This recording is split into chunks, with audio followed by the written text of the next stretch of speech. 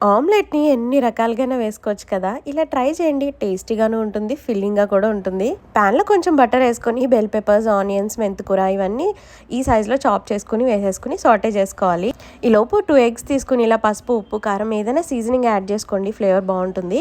అలానే 2 tea spoons milk కూడా వేసుకోండి. దీనివల్ల ఆమ్లెట్ అనేది సాఫ్ట్‌గా, పఫీగా వస్తది. చాలా మందికి ఎగ్స్ బీట్ చేసుకునేటప్పుడు కారం అనేది మిక్స్ అవ్వకుండా ఉంటుంది కదా! సో, అలా ఉండకుండా ఉండాలంటే ఇలా ఫోర్క్ తీసుకొని క్లాక్ వైజ్ డైరెక్షన్‌లో అంటే ఒక డైరెక్షన్‌లోనే ఎగ్స్‌ని బీట్ చేసుకోండి.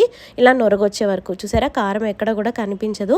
ఇప్పుడు మనం ఇందాకే సాటే చేసుకున్న వెజిటబుల్స్ మీదకి ఇది వేసేసుకొని మూత పెట్టి 2 మినిట్స్ ఫ్రై చేసేసుకోవాలి. ఇంకా జాగ్రత్తగా ఇంకో వైపుకి కూడా టర్న్ చేసుకొని ఫ్రై చేసేసుకోండి. ఇందులోకే మష్రూమ్స్ వేసుకోవచ్చు. ఆకుకూర ఏదైనా కూడా వేసుకోవచ్చండి. ఇవన్నీ కూడా హెల్దీ వెర్షన్సే. ఆమ్లెట్ అయితే ప్లఫీగా రెడీ అయిపోయింది. మీకు నచ్చితే ట్రై చేయండి. వెయిట్ లాస్‌లో ఉన్న వాళ్ళకి కూడా హెల్ప్ అవుతుంది.